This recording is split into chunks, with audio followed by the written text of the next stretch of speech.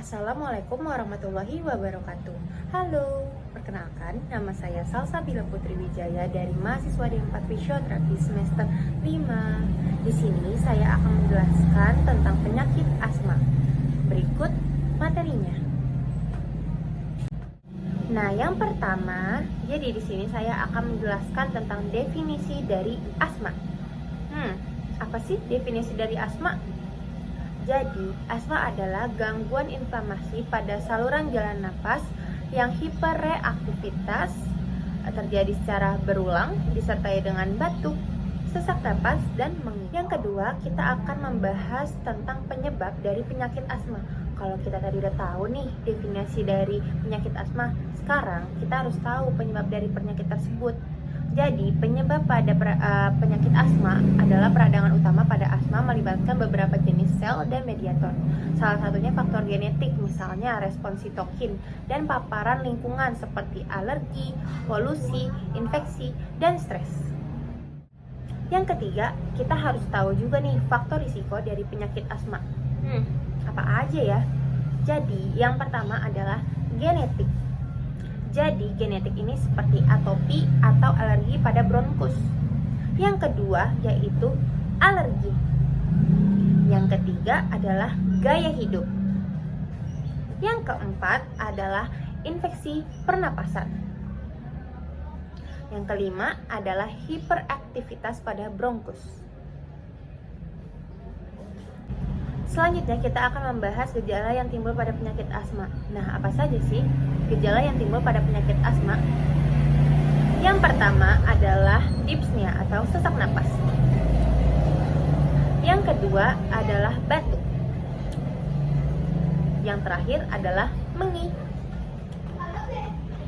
Nah, gejala-gejala tadi itu biasanya timbul pada pasien saat pasien tersebut itu olahraga, paparan infeksi, virus atau alergi, lalu udara dingin, dan infeksi pernapasan. Dan adapun gambaran klinis dari penyakit asma, di mana kita bisa melihat pada sisi objektif dan subjektif, di mana pada sisi objektif ini pasien sesak napas dengan ekspirasi memanjang disertai dengan wheezing, batuk, sputum kental, bernapas dengan otot bantu tambahan, takikardi, serta sianosis. Nah, yang kedua, sisi subjektif, pasien itu sukar bernapas, anoreksia, dan sesak. Dan adapun problem fisioterapi pada penyakit asma. Yang pertama itu adalah penyempitan saluran pernapasan atau sesak napas. Yang kedua adalah gangguan pembersihan jalan napas. Dan yang ketiga adalah abnormal breathing pattern. Lalu selanjutnya kita akan membahas pemeriksaan fisioterapi pada kasus asma. Nah, yang pertama itu kita melakukan pengecekan vital sign, di mana terdiri dari pemeriksaan tekanan darah, denyut nadi dari pasien tersebut, frekuensi pernapasan, kesadaran, dan kooperatif atau kognitif. Yang kedua, kita melakukan inspeksi atau melihat cara datang dari pasien. Kita melihat nih kemampuan bernapasnya, apakah pasien tersebut membutuhkan bantuan untuk bernapas, dan endurance-nya. Yang kedua, kita melihat postur. Biasanya pada pasien asma ini terjadi reduced shoulder, forward head, hypertrophy accessory muscle. Nah, yang ketiga, kita melihat nih ekspresi dari pasien tersebut, apakah pasien tersebut itu pucat dan lemas atau tidak. Lalu kita lihat juga sianosis atau warna kulit dari pasien. Nah, yang ketiga adalah palpasi. Kita melihat nih apakah pada pasien tersebut ada spasme pada otot bantu pernapasan, terutama pada otot upper trapezius, otot sternocleidomastoid, otot pectoralis major dan minor. Yang kedua, kita cek suhu tubuhnya. Nah, biasanya itu dingin. Yang ketiga, cek apakah ada deviasi trakea. Yang terakhir, kita lihat pengembangan paru dari pasien tersebut. Yang keempat ada movement, dimana pada movement ini itu kita melakukan pemeriksaan pada pengembangan paru. Untuk normal dari upper itu 2-3 cm, middle 3-5 cm, dan lower 5-7 cm. Yang kedua kita cek fremitus. Nah, fremitus ini itu dilakukan untuk menentukan lokasi dari sputum tersebut. Selanjutnya kita melakukan pemeriksaan khusus, di mana pada pemeriksaan khusus ini itu kita bisa melakukan pemeriksaan skala sesak dengan Borg scale. Yang kedua kita melakukan pemeriksaan spirometri. Pemeriksaan spirometri ini itu dilakukan untuk full inspirasi, tes untuk menilai fungsi pada paru. Nah, yang ketiga kita melakukan pemeriksaan sangkar toraks, bisa di aksila, kosta 4-5, dan sikoideus. Lalu kita akan membahas intervensi fisioterapi pada kasus asma. Nah, intervensi apa sih yang fisioterapi dapat lakukan? Yang pertama itu ada modalitas, di mana pada modalitas ini kita dapat menggunakan infrared atau IR.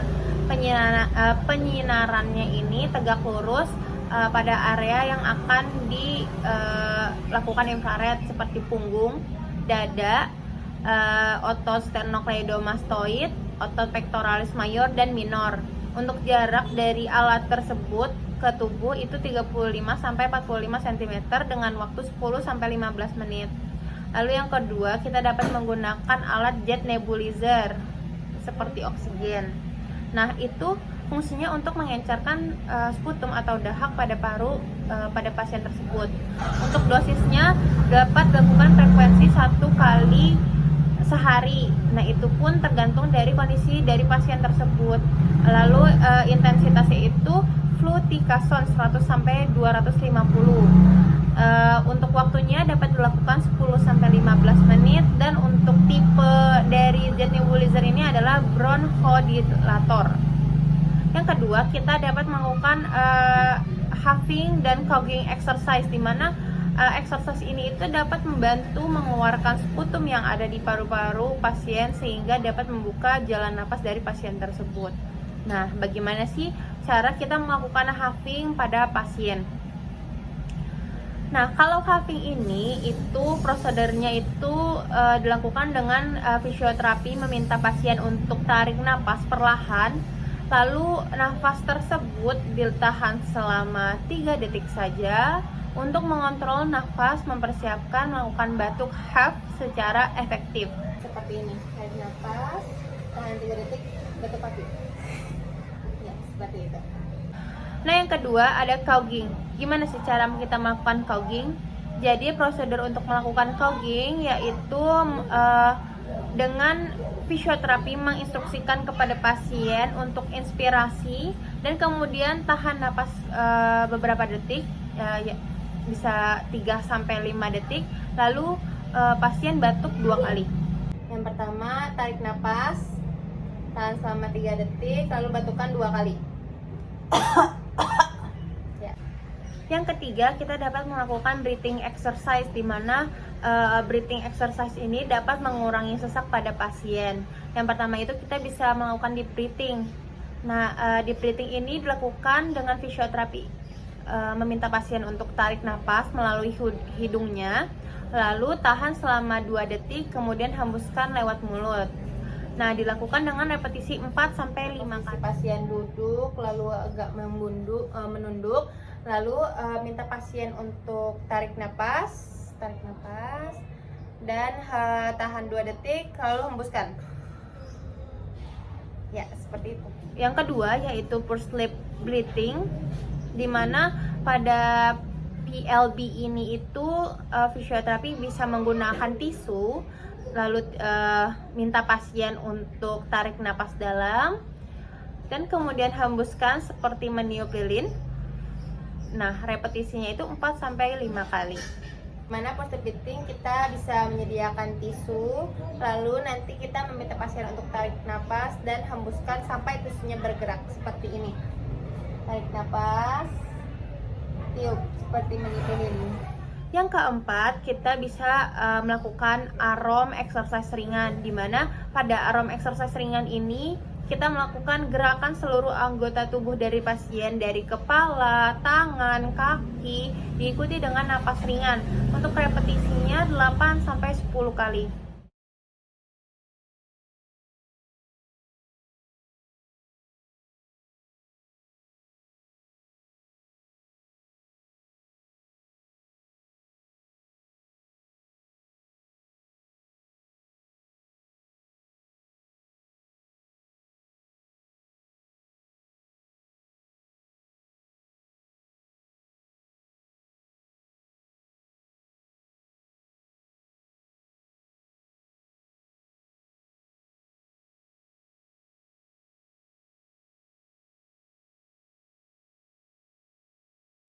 Nah, yang terakhir, kita jangan lupa nih memberikan edukasi atau home program pada pasien, seperti minta pasien untuk menghindari alergen dan meminimalisirkan stres dan cemas.